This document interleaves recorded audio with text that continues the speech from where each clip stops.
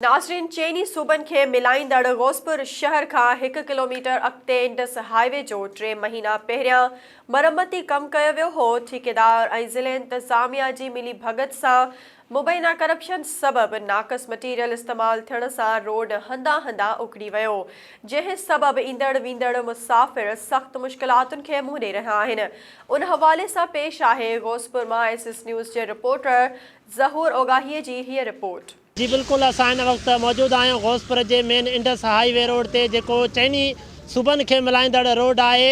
मां तव्हांखे ॿुधाईंदो हलां त हिते 3 महीना पहिरियां ठेकेदार जी मुबीना करप्शन ऐं ना आयली सबबि ही रोड तयारु कयो वियो हो, लेकिन चंद ॾींहंनि जी जेकी बरसाति आहे उहा हितां जो जेको ठेकेदार आहे उन जी पत खे वाइको करे छॾियो आहे। मां तव्हांखे इहो ॿुधाईंदो हलां त 3 महीना पहिरियां बि हितां जा जेके मुसाफ़िर अचनि पिया उन शिकायतूं कयूं था रोड में जेको नाक़स मटीरियल इस्तेमालु थिए पियो, त हीअ रोड नाक़स मटीरियल जी वजह सां ही रोड हंधा हंधा उखड़ी वियो आहे। इन हवाले सां असां सां हिते ट्रांसपोर्ट हज़रात मौजूदु आहिनि ऐं मुसाफ़िरनि सां ॻाल्हि ॿोल कंदासीं त इन हवाले सां उन्हनि जो वधीक छा चवणु। शुक्रगुज़ार SS न्यूज़ जो जंहिं अची करे हिते असांजे दर्द खे हिकिड़ो आला अहवालनि ते पहुचाइण जी कोशिशि कई आहे। मां तव्हांखे ॿुधायां त 2 महीना पहिरियों जेको हीउ इंडस हाईवे आहे पंजाब सरहद बलोचिस्तान खे जेको इंडस हाईवे मिलाईंदड़ आहे, 2 महीना पहिरियों जो कमु थियो, जेको नाक़स मटीरियल जी पॉलिसी सबबि हीउ जेको रोड तबाही जो ॾुख ॾेई रहियो। तव्हां पंहिंजी कैमरा खे फेराईंदो तव्हांखे तबाही जो ॾुख ॾियो। उन लाइ ज़िले हुकूमत जी मिली भगत सां ठेकेदार जेको हितां जा ठेकेदार आहिनि मिली भगत सां हिन रोड खे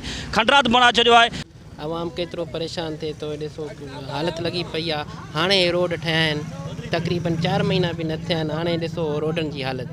इहो इंसाफ़ बि न आहे, को हिते ऑडिट बि न आहे, हिते सिर्फ़ु करप्शन ऐं माफ़िया वेठो आहे। 4-5 ॾींहं थिया आहिनि बारिश हलियो आहे, रोड ॼण गारे ते ठाहियो अथनि। सम्झ में ई नथो अचे त गवर्नमेंट अलाए छा करे थी। जेके बि रोड्स वारा आहिनि करप्शन करे पंहिंजो जून जो क्लोजिंग करे पैसा खाई तबाह करे रोड इहो थियो आहे। आवाम सॼी परेशान आहे, कोई ॻाल्हाइण लाइ तयारु आहे ई न। असांजो मुतालबो इहो आहे त साईं रोड ठहे त रोड में केतिरा नुक़सान थींदा। कल्ह वीचारा ट्रकियूं किरी पिया, सूफ़ जूं गाॾियूं किरियूं पियूं, माण्हू ॿाहिरों या आल पाकिस्तान जो रस्तो आहे, छड़ो कंदकोड़ कश्मीर जो रस्तो न आहे साईं। माण्हू अलाए केॾां केॾां माण्हू अची हिते परेशान थिया। कल्ह हिते माण्हू हिते बीजी आहे, पठाण या अलाए केॾां केॾां माण्हू या पूरे चइनी सूबनि जा माण्हू हिते जमा।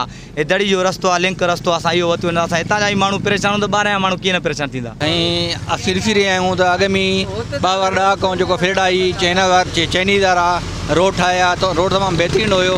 उन खां बाद में ठेकेदार आया जो ठीको कयो, नाक़स मटीरियल इस्तेमालु थियो हुयो, उन में डांबर इस्तेमालु न थियल हुयो।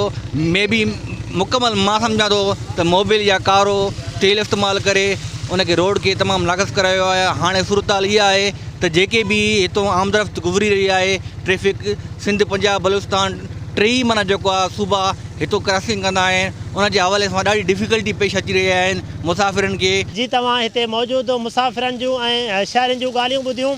उन्हनि जो चवणु आहे त ठेकेदार जी नाअहली जी वजह सां ही रोड 3 महीना पहिरियां तयारु त कयो वियो, पर उन में नाक़स मटीरियल जे करे रोड जेको आहे उहो हंधा हंधा उखड़ी वियो आहे। मां तव्हांखे ॿुधाईंदो हलां त 3 महीननि खां जेको रोड तयारु थियो, उन खां बाद जेकी बरसाति पई उन खां पोइ रोड हंधा हंधा उखड़ी वञण जे करे जेके मुसाफ़िर आहिनि, जेके शहरी आहिनि, उन्हनि खे अच वञ में तकलीफ़ थिए पई। मां तव्हांखे ॿुधाईंदो हलां त हीअ रोड ते काफ़ी हादसा बि थिया आहिनि। कई माण्हू जेको आहे त हिन में पंहिंजी ज़िंदगी तां हथु खणी वेठा आहिनि। कई माण्हू जेको आहे हिन रोड हादसनि में माज़ूर थी विया आहिनि। हिननि फिलफोर रोड्स खाते खां मुतालबो कयो आहे त ख़ुदा असांजे हाल ते राम करे हिन रोड जो मरमती कमु कराए, असां मां बेचैनी ख़तमु कयूं।